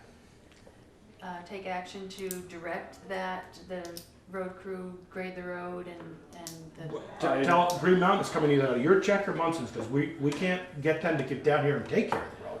You're not gonna get the road foreman to touch that. nope. I know that. He's already told me that. Well, also because it's Munson's work site. It's Munson's work Right, site. and when you touch it once, you own it. Yeah, Yeah. yeah. You know, I was told better than a month ago that they were gonna start paving the crosses because they were, you know, and that was told the one meeting that I attended a month ago. yeah. They told you what you wanted to hear. The Munson representative said that they would do that, and they have not done a thing. And didn't I read in an email today or something that the last job meeting they didn't even come to? Yeah, that was That was Right, yeah. no show. So what are the options then? Does the town have options to use someone else at this point? Or Oh, I don't think we do that. No, but It's a contract. I think we can. I mean, like Joel says, the only way you can really hurt them is in the pocket. I mean, and I don't know how you really get that. You say, look, we're going to withhold 10% or 20% until it's done right. I mean, I don't Pain know. and suffering. I don't know where we're at as far as drainage goes. You know, if they had a section done, but I know you're not going to get somebody to come in and pave Hey, a portion of it and then come back come back. 2 weeks and pave another portion. I get it. Rainy weather creates potholes. It couldn't have rained any hard. Well, it didn't rain that hard today, but it rained pretty good in the morning. Peter, I drove into your pit at 2:30 to deliver you your packet. Your road was smooth as hell. Wasn't any holes in it, except on the other one where it was a little mushy. But the up going, it was fine. There wasn't any potholes. So I'm going, why couldn't this be West Street? What's wrong with this here picture? It's I realize matter not they A came- flat. little more traffic on West Street. I get it. But the trucks were coming in and out, beating it up. But it was, and I drove up the Notch Road. It wasn't all full of potholes. Today wasn't Jimmy this morning? No. Whole different animal. Yeah. It is a whole Yeah, we different we animal. grade ours, we maintain Yeah, ours. well- They haven't Hey. maintained West Street. They do it. It's just that it doesn't stay. It doesn't It's last. not going to stay. There's a Right. couple of reasons it doesn't stay. One of the reasons is they have to use state spec gravel. State spec gravel does not pack. Right. You How know, would they know? They haven't bought a roller in the site all summer. I haven't seen a vibratory roller. It doesn't, state spec gravel doesn't pack, Joel, it's too clean. And, the other thing is those drains are all plugged. I don't know if they're open now, but the last few storms, the drains have been plugged, so the water sets there. And if the water can't get away, it pounds the road up. I'm sick of hearing it too, but a lot of it's the nature of the beast. You're not gonna change it with the exception of temporary paving. And I know that wasn't in the budget or in the plans. I got that part of it. But at the same time, their bid came in much lower than the expected cost, so maybe there is some, You get what you pay for. well, that's part of it perhaps, but maybe there's some wiggle room to add that in. We had fairly good luck with them the time before when they did the North Street project, but that was a dust issue. We had people screaming about the dust. Well, we haven't had any dust this time around. We've had 20 odd days, August to Look at September. that car that's been parked at Nelson, that's Nelson's gonna have a car. 1/4 inch of dust on the windshield. Ask Gerald Heffernan. Yeah, no, they've Ask got Kevin, dust. Kevin Corkins about the dust on his porch. He's a block away. No. Oh, I think we just lean on them. I mean, that's Have about them all we can graded do. more often, you know? Well, they just need to know, if it rains. or Somebody's gotta be here. Somebody has to be here, and it can't be 5 or 6. can't come down and drag the front bucket with a roof loader over it. You Well, they gotta- have to stay on top of it while it's raining. Yes. Yeah. Okay. Thanks for stirring that up, Ian. Thanks, Ian. But you're right, it was awful. And that was like the first time I'd been down the road in probably like 2 months. I had to get gas, and I was like, holy! I mean, I know it had been raining, but I didn't realize it was that bad. Well, it was bad today, but it hasn't. It didn't get in my top 5. It didn't get in my top 5 since July. Yeah, no, it's, I was gonna say, It's been worse. Okay. Right. Anything else? All right. 1A, Letter of Resignation. Effective 9/30/17, I am resigning from both Assistant Zoning Administrator and the Board of Adjustment. As a previous long-term resident of Bristol, I hope I made some difference. Sincerely, Bob Stetson. What's your pleasure? I move that we accept it and thank Bob for his many years of service. Second. Any further discussion? Hearing none, all those in favor signify by saying aye. Aye. Opposed, nay. Motion It's carried. That was the horn blowing. Me, wasn't mine. So what would be the next step to replace that position? Let's hold on that. Yeah. That'd be my recommendation. Well, we need to do something with the Zoning Board of Adjustment. Board of Adjustment. Yes, okay, yeah. Put that on Front Porch Forum that we're looking for. Yeah, I Candidates to believe so. apply. Please send a letter to And maybe let Kevin know, Kevin Brown. Gann know when she She probably calls for the rest probably of the the stuff. reporter That she for took the- off early today, so. No, she's out. Probably. Oh, she's out talking there. with Patrick, I hear. I believe Bob only worked like 2 hours a week. Yeah. Yeah, he didn't work. Yeah. And he was really good if there wasn't anything going on. But the Board of Adjustment, I don't know what we have for people there. We through the winter, Ron's still on the board. He's a Just an alternate. alternate. What's he pointed out fully in the? Yeah, but he's No, gone. he's an alternate. He's gone Was it all Chris winter Hayford now the long. alternate? That was regional planning. Well, Yeah, I would maybe see who the alternate is and get a hold of Kevin Brown, the chair of that, and see if what's going to do. Right, Kevin's son? Yeah. Yeah. Jessica Yeah, was the Kevin's chair. the chair. Chair. See what they want to do. Valerie could get a hold of Kevin Brown, the chair of the zoning board of adjustment, and say, does the alternate want it, or then we appoint another alternate, or? I think that, because when I was working with Kevin, he said that Eric did all of He did. legwork for them. So I think Chris would have to be the person to do, he should contact Kevin, but he'll make the contacts. And from my understanding, what I learned was that Kevin expects that from the zoning The zoning administrator to administrator. assist them. Well, if that's the way we've been doing it, then our new administrator should do it the same way. Our zoning administrator. I'll be clear. Directed by the Yeah. town administrator. Yes. Okay, moving right along, ratification of NH Sponsor Holes Hook and Ladder Company's coin drop application for October 8th. I say we turn it down. It's already been approved. Yeah, I know. We did it via. We did it, but we just want to do it on, Camera. yeah. so- Do I have to put who move that or just? Huh? Yeah, there should be Yes. a motion. Yes, to there's gonna be a ratify the motion, approval. I was just, Yeah. it's already happened, so it's a motion after the fact, so. I'll make the motion to ratify the Yes. coin drop application. Why wasn't this signed off by the state? There's a whole section here, Agency of Transportation, that's blank. I asked that same question, and I guess this section of the street is under town jurisdiction. Okay. As long as we're not, as long as we follow the standards.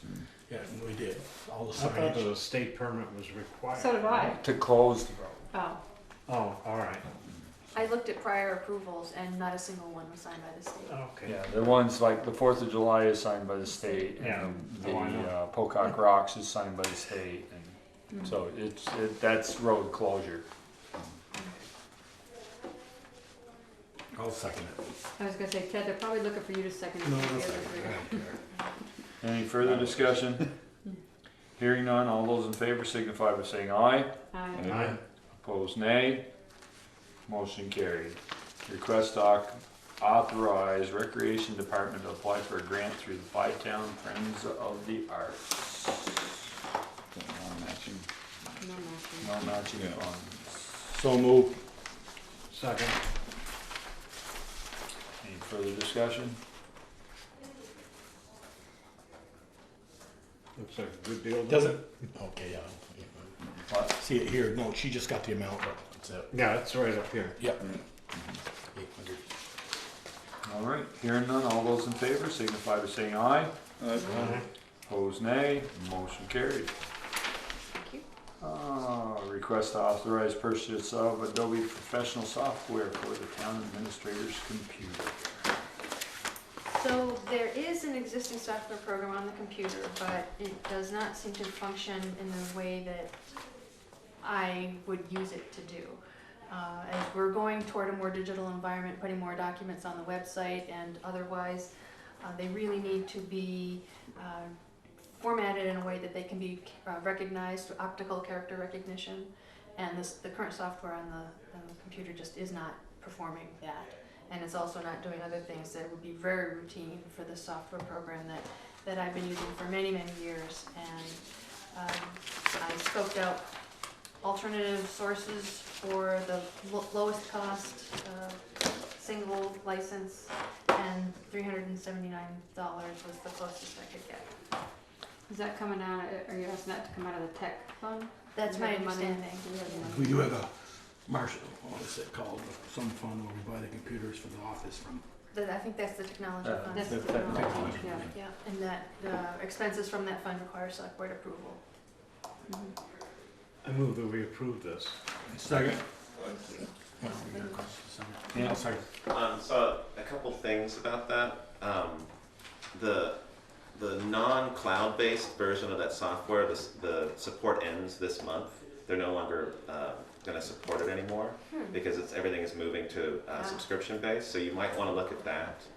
It's $176 a year. It's like $12.99 a month or $14.99 a month to do this essentially the same thing, but it's the DC version, which is Document Cloud. Okay. So before you buy just the standalone app or the whatever it is, that's not the subscription, you might want to look at the subscription just to see. You'd have to continue. It would be $175 for the first year, and then it would continue to be that price. Just Every subscribing. year? Yes. Every Yeah. year for the subscription service? Yeah. And so in a couple of years, you've paid the same amount, and you're obviously paying more, but you still have support for that software, and they'll no longer update it. That's generally what that means. So. That's interesting. I did compare those costs, and I figured the one-time shot of $379, because I've been using the same software program now for probably 10 years, Right. and without any support needed, and Right, so, I mean, you can get that, and it just probably won't continue to have support or be updated. The DC version probably is gonna be different than that too, so there's a learning curve for you to maybe relearn some of the things. It has a bunch more things you can do with it. Whether you use it or not, that's obviously up to you and how you use it, but it's something to consider. Like you would, if you did get the subscription one, which has longevity, you then need to might have to relearn. If you buy the one that's standalone, it eventually won't support certain things, or you might have problems with it, and then you'd have to get the subscription anyway, because I think that's going to be the only option. Just so you know that. Oh, thank you. Okay.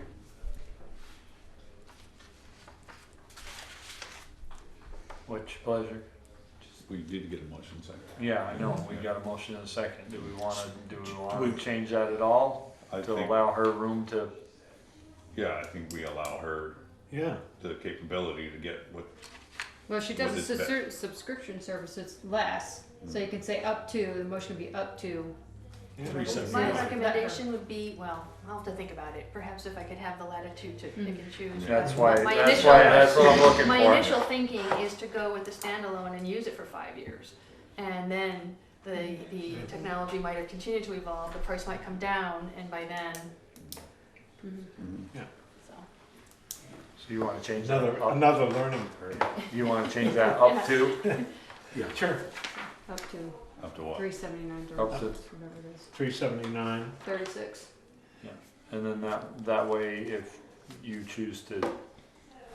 If go you the ask other the route. question, I think you're saying, Bigger, you asked the question, we've heard that we're not gonna get any more support to this and blah, blah, blah. And they say, yeah, no, the support's gone. Maybe Valerie will think that and look at this other 175 or 150 a year cost, and what does that get you? I think you give her the option of, Right.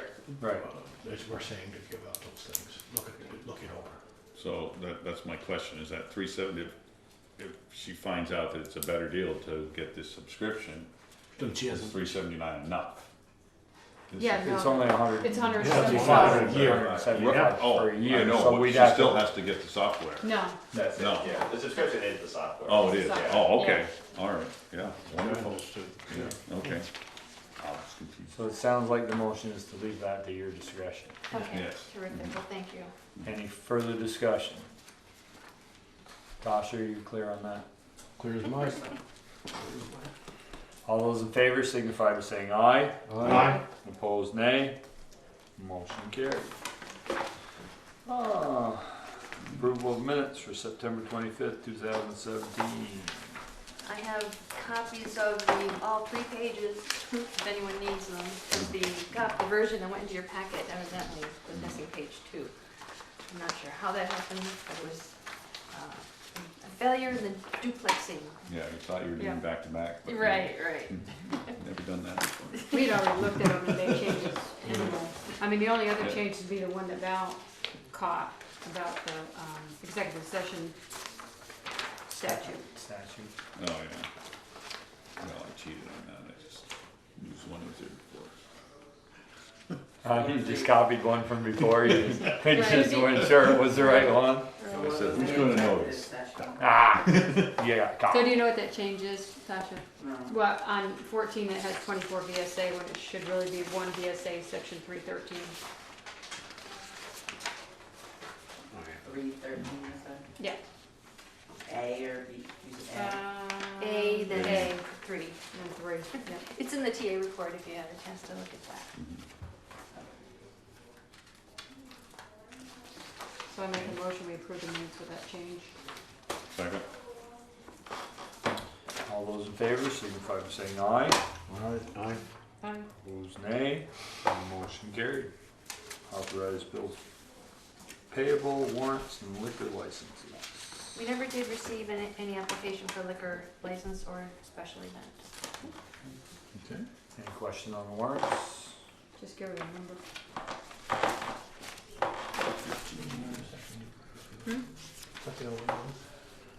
There's a There's a small. payroll. That one right there. payroll. Okay.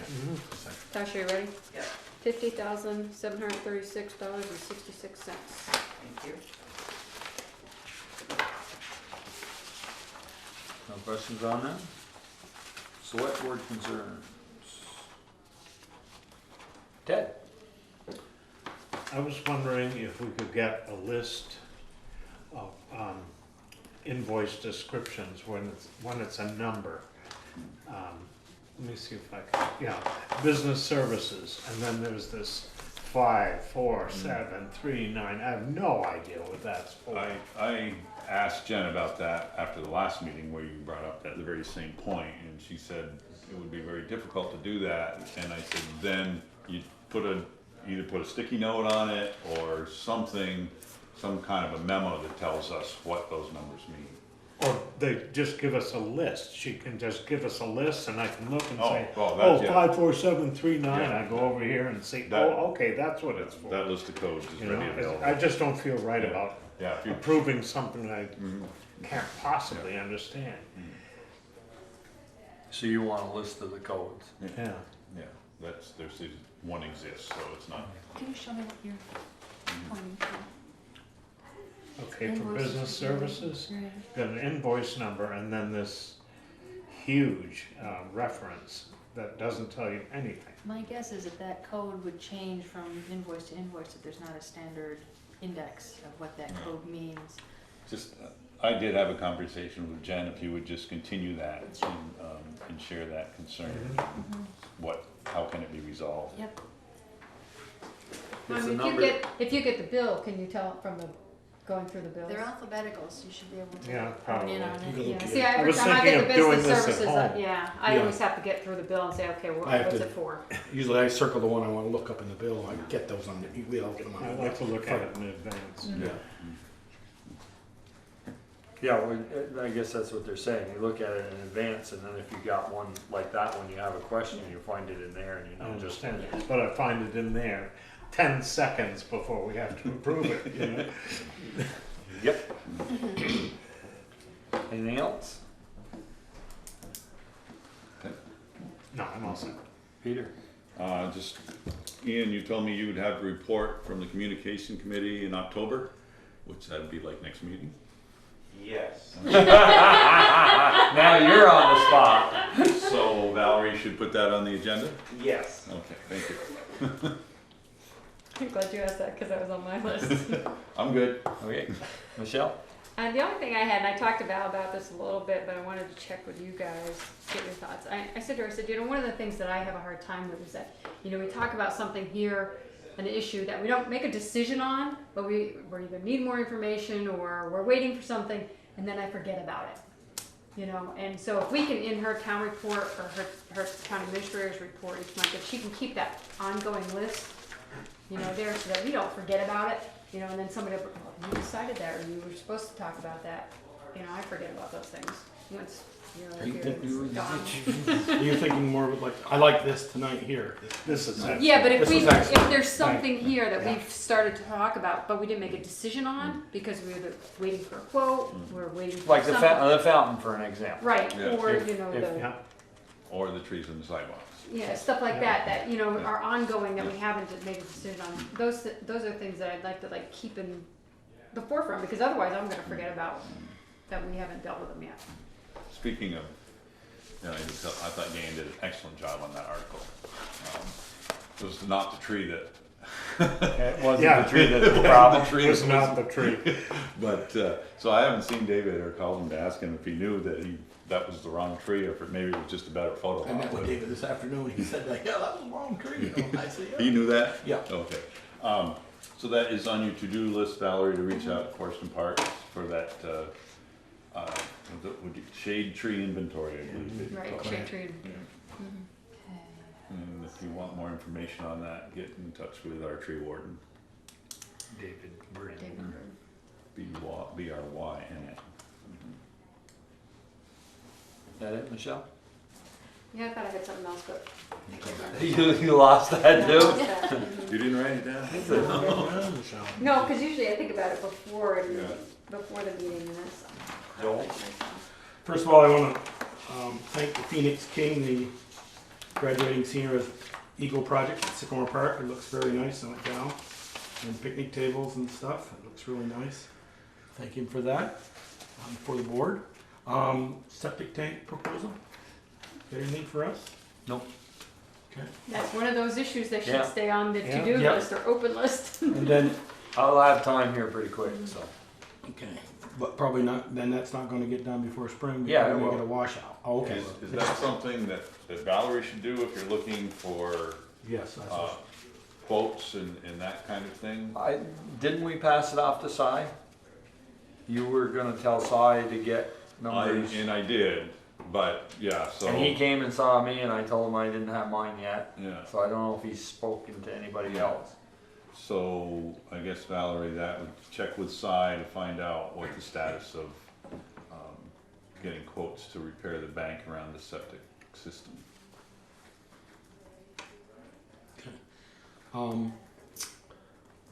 Was that my first one or second one? And That was which your- septic system is this? This is the municipal septic system. Remember the Oh, one we took right. you down the basin? Yes, yes, I yes. already showed you. Yeah. After talking with David Brin last 2 weeks ago about the Christmas tree or the holiday tree that's on the park that's dead, we want to replace it. And we thought about getting one donated or this or that, and I've been kind of pursuing that with David. And talking to Alan Clark today, and Alan took me over to his place, and he has some that are 30 feet high and they're not that great. And Alan said, no, they're not great. Alan has one beautiful blue spruce, but he said he'd have to get divorced, get that one off his front lawn because Gene would kill him. But so I stopped on my way to Middlebury today and just talked to Greenhaven. And you know, David said those are going to be expensive, $1,000 plus planting it. So you know me, never pay retail for anything. And I worked on Shield, and I told her what it's for, and I talked to David, and they've got some, and I will show it to you here. They got some Norway spruce at Greenhaven, and they would plant it and everything for $800. It's about, there's the size of it. They've got a few of those. 3 of them going to Middlebury. How old are they? Oh, no, I don't know. I didn't ask that, but they're 12 to 15 feet high. If you're standing next to this, are you that tall? No. So I just didn't, just don't know where the board went. So I called David tonight and talked with him, and he said Norway spruce would be good. They have some white spruce. He said I'd stay away from them. Try to get a blue spruce or a Norway, but it'd be $800, and I don't know where we stand with that. I said, well, we take the old one out, and we'll take care of everything for $800. Plant the new one, take the old one out, and take it away. I don't know what we have in our tree line. We don't have a tree line in the highway department, and that's not, It's not- as the road foreman says, that's not highway. That's the park. Well, we had. We have $500. We Oh, do something get every some year, from but I don't know. Ron Kowalski, we get $500 from Mobile. Yeah, but we don't didn't know if we get that didn't anymore. this last year. So, that's just out there. If we want Valerie to pursue it later, it'd be $800 to put a tree in. As he said, what did Darla say? And I said, well, she's gone for 2 weeks now. I know. Because Darla was going to get back to him about maybe what they could plant. So, I just thought I'd bring it up to the board. I've been pursuing it, and if we wanted to plant it, the 23rd of October is the next meeting. So, Yeah. if it's $800. So is the to-do to look into funding sources? Yeah, I don't know if we have a tree line. I don't know if there's any money in it. Yeah. You can't go into the highway department's tree line. That's for cutting trees, not planting trees. Yeah, and But we Jen did. said there was only $150 of maintenance money left for the park. They spent about $400 or $500 here last. Well, we've authorized the electrical on the park, and that was what, 900 or 1,100? 900 and something. Yeah. So anyway, I just thought I'd report. That's the tree and some trees they have out there, and Yeah, if you could price. give us some idea where we can print some money from to. It would be money well spent. Yeah. Yes. Yeah. we know Yeah, we well, gotta do we it. want it. We need it if we're gonna have a memory tree. We need it in Yep. before the Force. ground freezes. Yeah. Yes. So. The memory tree might be you made a memory of that tree that was Yeah, there. there It's not you go. there That anymore. memory tree might be a memory. Yeah. Right. And Now, like I is said, there a donation associated with, I think it's a buck of light or something Yeah. like that. well, maybe we can get 800 lights. Oh, there's still Yeah, lights well, on I that think tree. that there's still lights on that. Would have probably No, I set mean it on fire if we go 800 plug it in. lights. So you're just like, Yeah, I know what you mean. But is that revenue earmarked for something else? that's a rec department. So it goes into Yeah, her talk budget. to But it's the other it's Val our- about that. Cause she Arts, probably Parks, knows. and Yeah, Arts, Parks and Recreation. Yeah. Right, but I'm saying she does, it's not earmarked for Right. the tree, I'm sure. No. But it might be revenue we could use. Right. Valerie, I spoke with Sheila Stanbridge? Sheila at the Greenhaven. Greenhaven, she's the manager out there. Okay. And I told her you might be calling. She's all right. She said we'll give you a deal on it. It would be $1,300. We'll do it for $8 for everything. Planted, no, we'll take the old one away. Wow. That's not That bad is a deal. remarkable deal. Yeah. So David even said, boy, Joel, he said, Dave, if you went with, if you go one like with Allen's, and Allen's, as we said, boy, it would need a lot of trimming. And it's pretty, And he said, no, he said 30 feet, you may not get all the roots, then it'll die. Then where are you going to be in a few years? Yeah. He said $800 is a really good price. So there you go. That's all I have. That's all you have? I want to apologize for not introducing you at the beginning of the meeting. Thank you, Chief, for doing that, because I completely spaced on it. But welcome aboard, Valerie. Well, thank you. Thank you. Glad to be here. And with that, we're on to your report. All right, well, hopefully folks had a chance to glance at the inaugural TA report. Yeah. The product of less than a week on the job, so it's a little on the thin side. But my goal is to, over time, as I get a handle on things, to keep people informed about issues that might be of interest, and also to provide background information on select board agenda items. And as I had done in the past with these, I had developed a very large email distribution list, and I also had posted it on the former town's website so that it was fully publicly accessible. So if anyone has any concerns about that, please let me know. Let's see, and a couple things to add, since the minute it was hot off the press on Thursday, naturally I caught things that should have been added and this and that. But so one of the things under the upcoming meetings and workshops, I would add that the Police Advisory Board is meeting on October 26th at 7 p.m. at the police station, as I understand it. We are actually going to meet at Firehouse. Oh, the firehouse, okay. I have to get permission from I got to book it with the chief, but we plan on meeting at the fire station. Okay, good to know. What's the date and time? October 26th. Thursday the 26th, Brett, at 7 o'clock. Right, Jimmy, or 6? Are we going to do 6 for Larry? 7? And for upcoming agenda items, there may be a revolving loan fund application for downtown business building improvements. Also the communications group update and the fountain repair estimates. So we can look forward to those things. And I wanted to give folks an update related to the West Street complaints. Some of the prior complaints where damage has been done to vehicles and that kind of thing. I did track down today the certificate of insurance from Munson, and I will provide that information to the folks who had property damage so that they can track it down directly through Munson's insurance carrier, which by the way is Hickok and Boardman. Met with Ian today, this afternoon from Bristol Core, had a very good conversation in which we'll continue to do that. Had wonderful tours last week. Peter and Joel gave me a great tour of the town, and Brett gave me a great tour of the fire station. It was very, very productive and helpful. Let's see.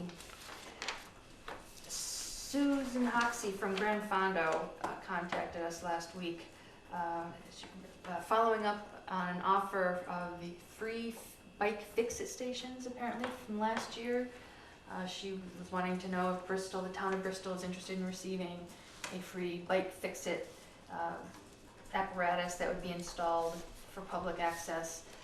It's a donation from Grand Fondo that costs about $1,000, but I think they would pay to install it or have it installed. I asked Therese Kirby about this because evidently it had been discussed at the select board before, but I couldn't find it in the minutes. I don't remember discussing that. I mean, we talked There about was having something the they wanted to put electronic. on the park. Right. We talked about the power. They want an electric charging electric station. charging station. Yeah. We said no to. Okay. No, I do recall having a conversation about the bike fix-it thing, Yeah. and I thought we said no, thank you, I- but I don't remember According why. to Therese's recap, the select board did decline, or expressed that it was not something that the select board was interested in necessarily. Concerns about location, vandalism, the too many things in the park. That's where they wanted it, was at the park, right? Yeah, I believe so. We can't put anything on the park Right. unless something comes off. Comes off, right. So I just wanted to give you that update in case there was any change in thinking about that or any new, so it's still, no thank you. Okay. Not if they want it on the park, that's for No, sure. I think Well, that, she had multiple locations. One of them was down by the town offices, was an idea. What does this look like? It's kind of a tubular apparatus, and it enables you to sort of lift up your bike, hook it on, and there are tools that are attached that you can get to pretty much anything if you wanted to fine-tune your bike. There's a pump that's already there, a manual pump that you can use. So if you had something go wrong with your bike as you're biking through, you could throw it up on this and be able to work on it. But it's a bit industrial. It seemed like maybe they should approach the rec club, being they've got the BMX park over there and that. Right. and that was the select board's recommendation back then, that to suggest that they work with the recreation club to place it on the recreation Maybe club we property. put it here on the town hall, we can do a joint application, bicycle, whatever that, Sign. and a kiosk. No like this, and again, can't be a lift bicycle repair station. Have to get our digs in when we can, Ian. And I did follow up with Karen Kotecki from Vermont Gas, and she said that, let's see, She'll get us their changes to their MOU before, right. hopefully before. You and Therese worked on that MOU, correct? Yeah. She wrote that she should be able to get us a red line version early next week, meaning this week, and perhaps that she and I can meet face to face later in the week or the beginning of the following week. The construction manager is out of town until the 16th, and he'll need to review it before we finalize it. So anyway, it's still slated to be on the next agenda. And there is a very thick packet, I don't know if you found it, on the table there. Yes. Yeah. Is that regarding the pipeline Yes. infrastructure? The gas. So is there still going to be a public discussion on that? I'm sure there will be. I mean, this is just the contract or the Right. agreement between the town and Vermont Gas and what they're gonna be responsible for. Memorandum of understanding, it's not. So it's Yeah. not, it's, yeah, they'll definitely have public comment on it before. I can't imagine they're not gonna. Yeah. Well, I guess my question is it something that the town has agreed to do and then there's public comment on how it's done? Or is the discussion whether Bristol is going to do this or not going to do this? We've already told them that they're welcome here. This is where they can go and what the rules are, you know, whether they can run in our green space and what the rules are as far as crossing our roads and that type of thing. What they Whether have to they're- maintain, what they're gonna be responsible Yeah. for paying for. So was that discussion a public discussion or was that a private decision on the select board's part? Because I haven't heard any discussion about that. The MOU was drafted based on other towns, correct? Right. Yeah, but won't you, but I don't remember the discussion, I mean, when was the discussion about them coming in? I mean, I remember that discussion, I don't. It was It was at a select board meeting, wasn't it? three, Or was 4 that the years town? ago. I thought it was, they gave us a preliminary date and we supported, they were looking for when they were coming. Letter of support. A letter of support to Right. come to Addison County, and we gave them a letter of support that we would support Vermont Gas coming to Addison County, Okay. i.e. we would welcome it or come to Bristol with details worked out at a later date. And those were at select board meetings at many times. Yeah, I think you had it at a select board meeting, I remember you discussing it a while back. Yeah, quite a while ago. Yeah. The last thing is, as you know, there were a number of dog complaints last week. And Full so- moon or why? Or? No, I had more dog complaints in a month than Teresa had in her whole career. But she had one good one. So, 4 of them involved the same dog, over 4 different instances. So, looking at the dog ordinance, if there's a fifth complaint, the next step would be for the select board to have a public hearing. And so, given the frequency of these complaints recently, it's foreseeable that there may be one in time to have a hearing at the next meeting. So I just wanted to give you a heads up. And the ordinance calls for the public hearing to be held within a very specific period of time. So that may be an agenda item. That's all I have. Oh, one last thing, on your packet, you might have noticed slightly different arrangements. I like that too. I'm interested Very in your nice. feedback about No, that. that's Just like that. excellent Yeah. packet. It was Yeah, very very nicely I done. just, what happened to me is I go through and I put everything face down and I'm like, oh, now I've got to keep stuff together. So we have to vote on this though. Well, that was one of my questions. We got the Quote. quote. Well, that's a question. We only got one so far, or? Well, when I got here last week, there was that with a sticky note on it that said, please approve. So I went ahead and signed it because back in my other, my former position, we also worked with Repro Digital and I just automatically approved those things. So I didn't return it though, I didn't send it off. So if it's something, and other folks didn't know if other quotes had been sought or obtained. 'Cause We that's- have in the past, we have a printing company here in Bristol area, Yeah, 802 graphics. 802 Graphics, and we've gotten, always usually get two quotes. And I was wondering what, and then I saw it, and I didn't see 802, so, or, Well, the way Decision I printing. understood it was Jen put it on her desk, It said, please approve. said please approve, so I don't know, And then I don't know if Jen got two quotes. right, we don't, okay. And then I saw it on the draft agenda that Peter had started to do, that this was an agenda item. I was like, oops. So that's why I wanted to bring it to your attention, because we can get another one and I can rip it up if that's what you'd prefer. Yeah, but we haven't yet, but I would like to see two quotes. I would too. Okay. We got a local printer, he's bid before, some years he's got it, some years he hasn't. And we've been happy with both. I'd like to, actually, maybe if you could look at, I don't know if the town report in the back somewhere says it, if it was printed by 802 or Repo, and say, well, which one did we like, or one was a lot better than the other, and it's $5 difference, we're going with the one that's $5 better because it's a lot better color, or this Sure. and that. I'd like a little more history on it, I Okay, guess. great. So are you saying that the report that she created in the email that you sent, or is this the town report? The town report. The town The report. town report. Town report, the thick town report. Do you want to We're gonna, quote? I'd like to see it. Minimum. Jen may saw two already. You know, we don't know, we're guessing here. Right, well, I asked her that, and she wasn't aware if other quotes were solicited. Oh, okay, then we only got one, okay.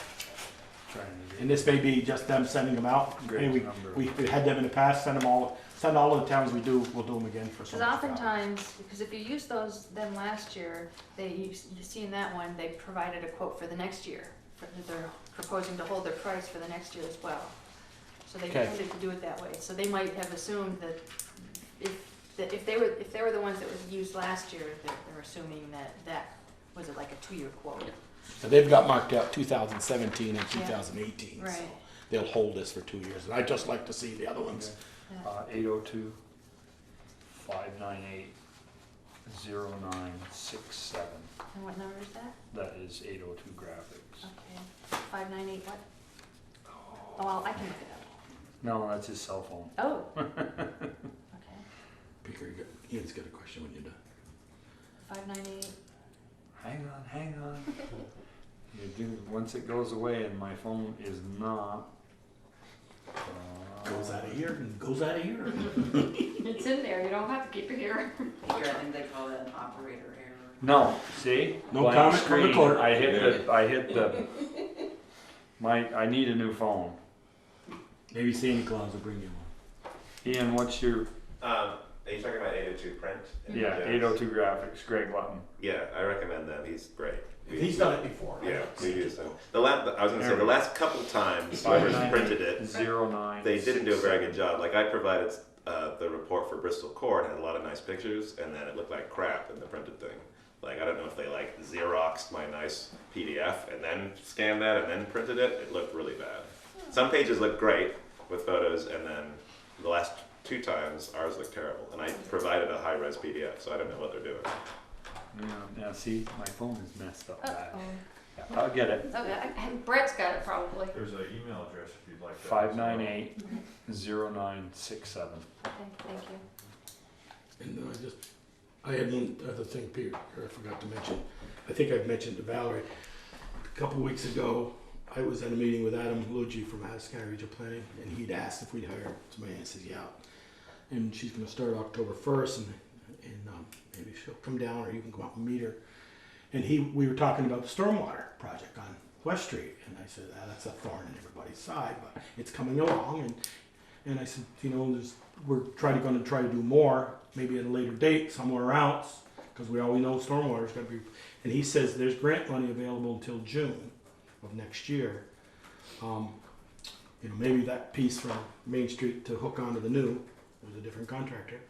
I was gonna say they're right here. They Yeah. jump right on. And but maybe that's something, if Valerie could at least get a talk with Adam and say, What is the grant money? what's the grant money, and We're looking at the infrastructure from the new system here to the Merchants Bank, and across the road there's 3 or 4 drains that we had problems with. The pipes are clogged.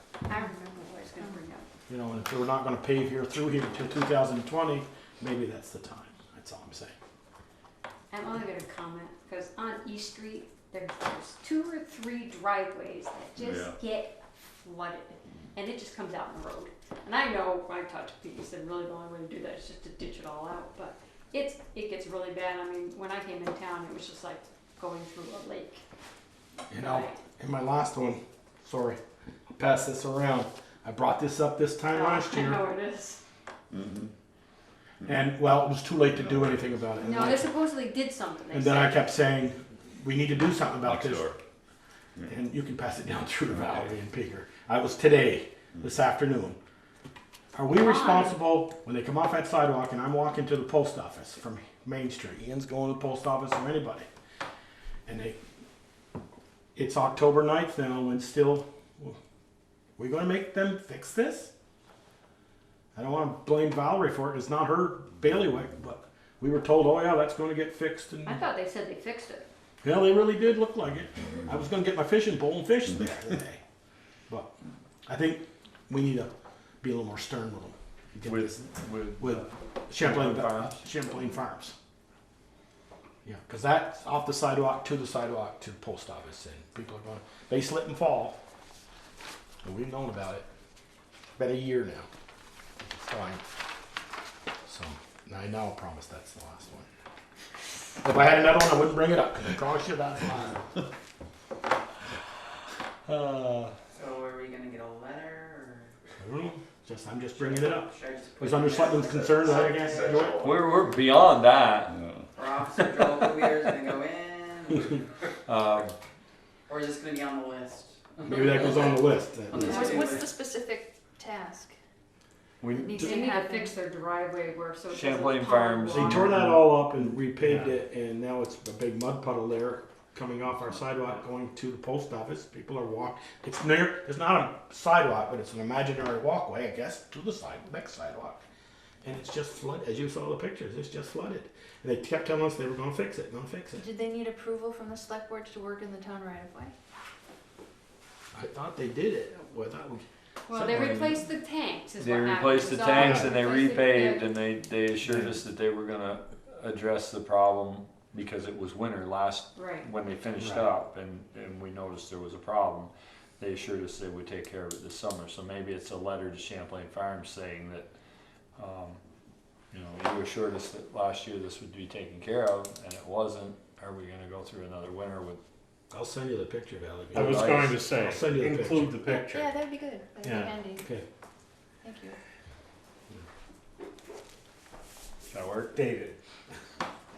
David Slimer Day.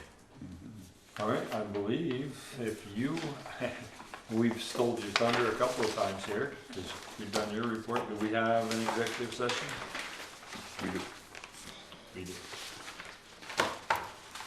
And it is for personnel matters and contract negotiations. Okay, motion to find that premature or general knowledge was clearly placed the select board and other parties that are substantial disadvantage regarding particular personnel related matter for 1 VSA, subsection 313A3. So moved. And also reference to the contract negotiation. Is that caught under the same?